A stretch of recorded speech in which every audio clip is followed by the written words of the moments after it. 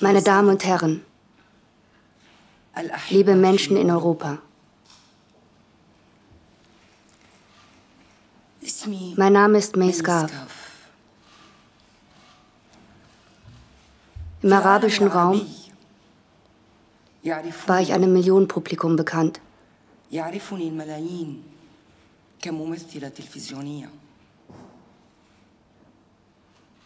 Das alles spielt aber keine Rolle mehr. Die einzige Rolle, die ich derzeit spiele, ist jene, die mir die Behörden zugewiesen haben. Ich bin Flüchtling. Jene, die kamen, um mich auf der Bühne zu sehen, sind nun die Helden der Bühne. Wir sind jetzt die Zuschauer ihres Leidens.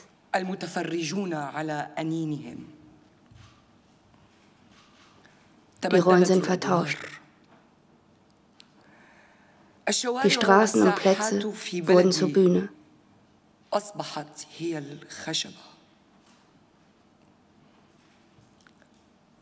Das Regime machte aus unserer friedlichen Revolution einen Krieg.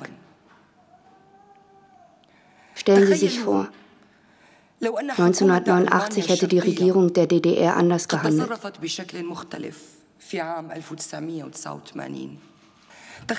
Stellen Sie sich vor, die Panzer, die bereitstanden, hätten ganze Stadtviertel in Trümmer geschossen.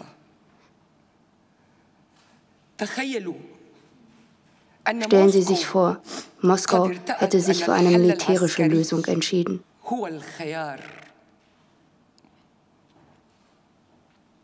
In Syrien ist dieses Szenario eingetreten.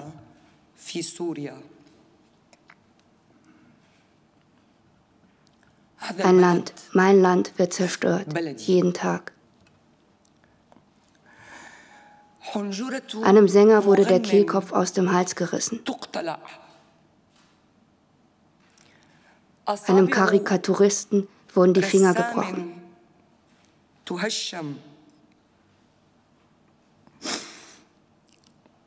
Das sind keine Metaphern. Ich kannte beide persönlich.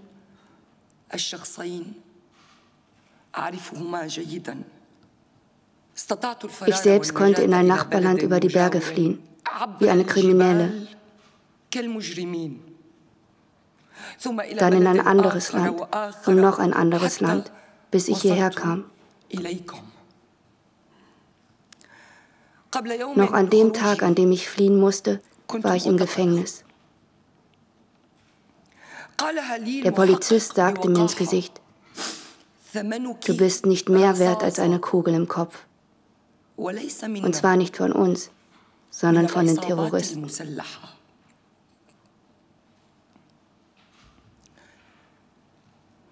Unser Blick richtete sich in tiefster Not nach Europa.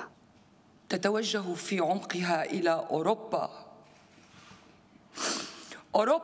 glaubten, Europa wird uns helfen. Europa wird uns retten. Europa wird diesem Krieg gegen das eigene Volk ein Ende setzen. Europa wird den Bedrängten und Fliehenden Zuflucht gewähren. Als klar wurde, dass Europa diesen Krieg nicht beenden kann oder will,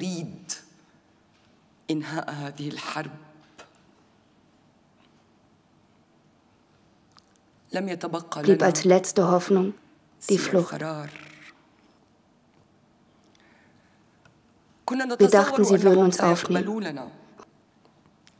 Und die Grundgesetze und internationalen Konventionen würden das syrische Volk vor dem Schlimmsten bewahren. Jedoch, die Flughäfen waren ein unerreichbares Ziel. Der Ticketschalter wurde für uns zu einer unüberwindlichen Mauer. Hunderttausende haben bis heute keine Wahl, nur den Weg aufs Meer.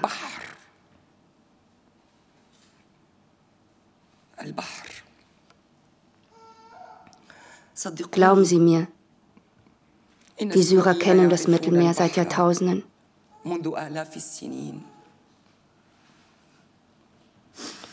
Wir haben Respekt vor diesem Meer. Wir kennen seine Gefahr und seine Unberechenbarkeit. Wir wissen, dass die unfassbare Schönheit des Wassers in Sekunden zur tödlichen Falle werden kann.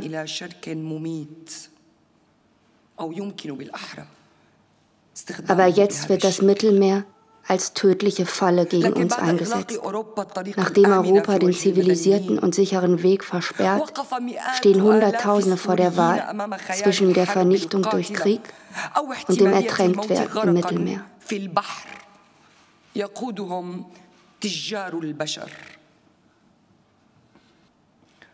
Für uns bedeutet dasselbe Meer jetzt nur noch den Tod.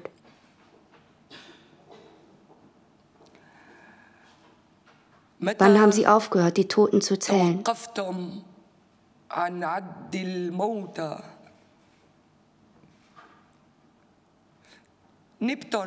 Nicht Poseidon entscheidet über das Schicksal von Menschen wie mir, sondern Sie, alle. Sie alle kennen doch unser Schicksal und sind Zuschauer unseres Massensterbens.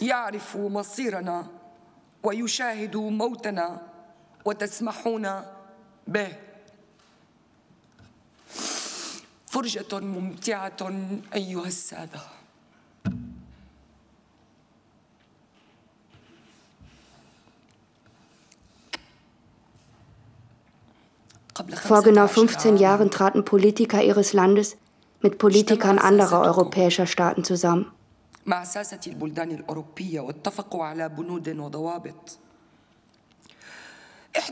Einer unter vielen Tagesordnungspunkten war eine Richtlinie für Beförderungsunternehmen. In dieser Richtlinie wurde verfügt, dass künftig jene Flugfirmen mit drastischen Strafen sanktioniert werden, die Menschen ohne Visum transportieren. Menschen wie mich, wie Millionen andere aus Syrien, Afghanistan, dem Sudan, dem Jemen, Menschen aus Eritrea, aus dem Kongo, aus Somalia, Menschen auf der Flucht. Kaum jemand in Europa hat von dieser Richtlinie Notiz genommen.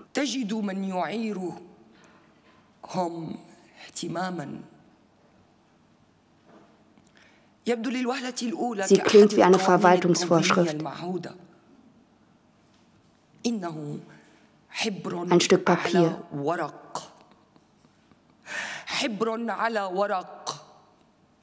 Aber dieses Papier ist es, das Millionen von uns aufs Meer treibt oder zwingt.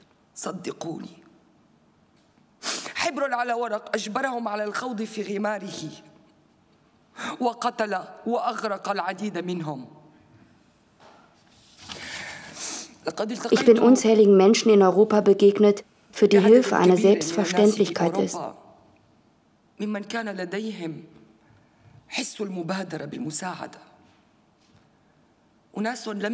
Menschen, die den europäischen Krieg nicht vergessen haben.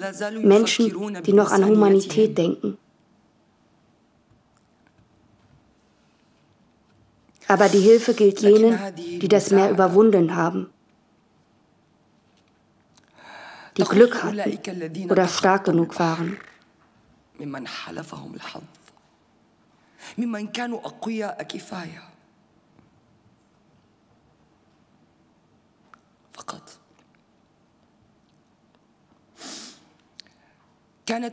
Im alten Rom war das ein Spiel.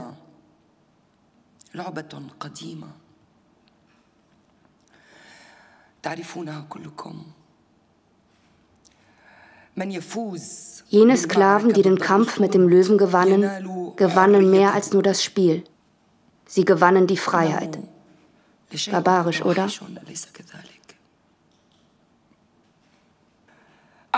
Ich bin mit dem Glauben an ein besseres Europa gekommen. Europa ist stolz darauf, den langen Weg aus der Barbarei geschritten zu sein.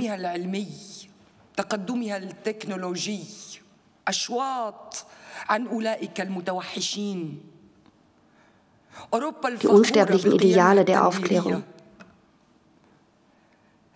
der technische Fortschritt. Einer jener wichtigen Fortschritte war die Erfindung des Flugzeugs.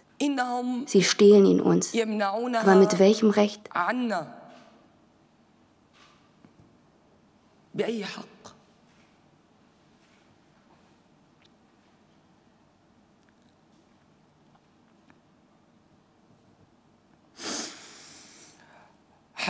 Es geht nicht um Reisefreiheit.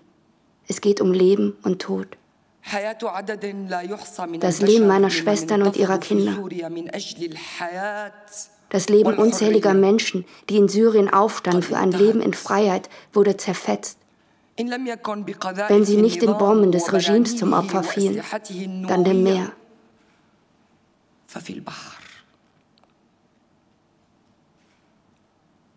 Das Mittelmeer ist zum Löwenkäfig geworden.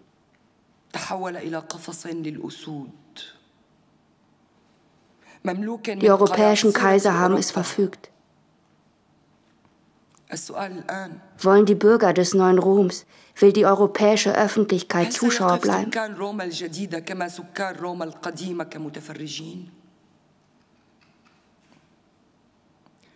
Wollen sie weiter den seit 15 Jahren andauernden barbarischen Spielen zusehen?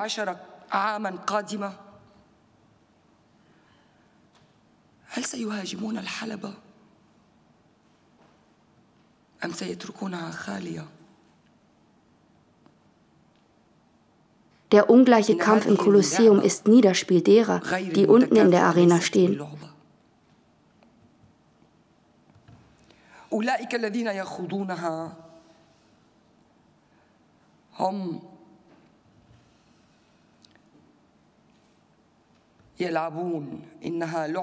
Es ist immer das Spiel derer, die sich bespielen lassen.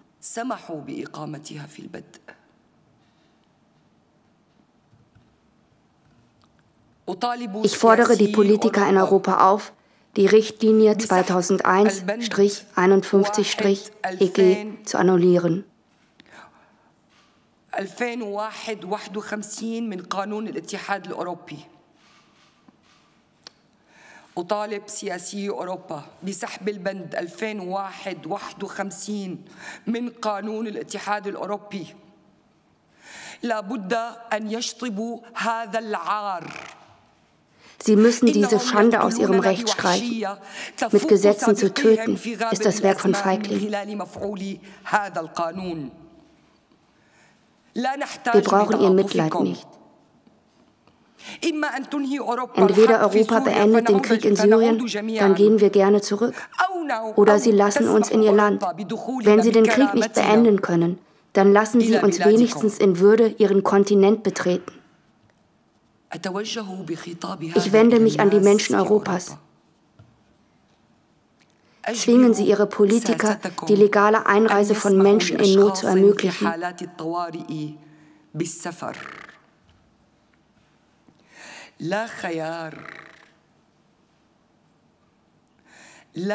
Sie haben die Wahl.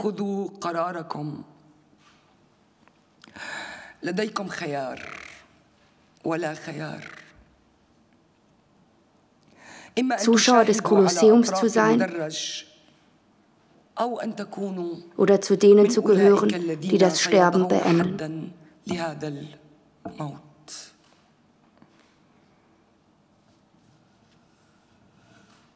Ich habe nichts mehr zu verlieren,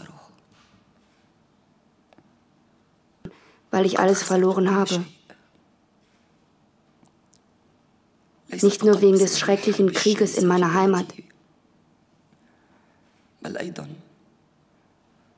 sondern wegen des Weges zu ihnen. Meine eigene Geschichte ist die der nackten europäischen Barbarei.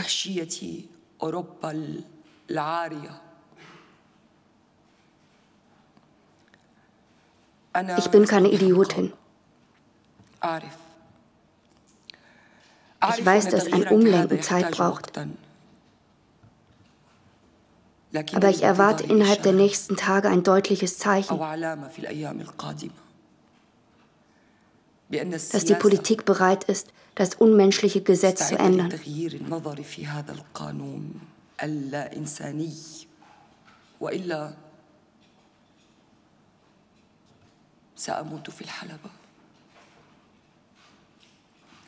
Andernfalls werde ich als Sklavin einer mörderischen Macht in der Arena untergehen. Mit nichts, um mich zu schützen. Ich werde mich von Europa fressen lassen, um ihren und unser aller Idealismus zu retten. Ich bin schon längst tot. Nicht wegen mir, sondern wegen der anderen, der Ertrunkenen. Nicht das Meer hat sie getötet, sondern sie haben sie getötet. Wir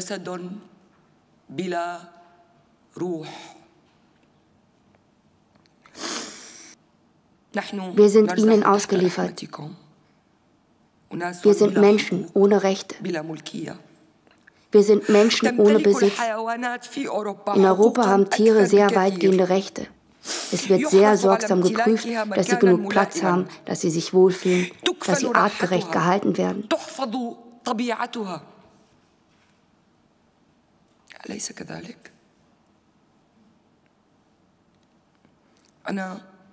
Ich bin Pazifistin. لا أخاف من النمور لأنهم أرحم من البشر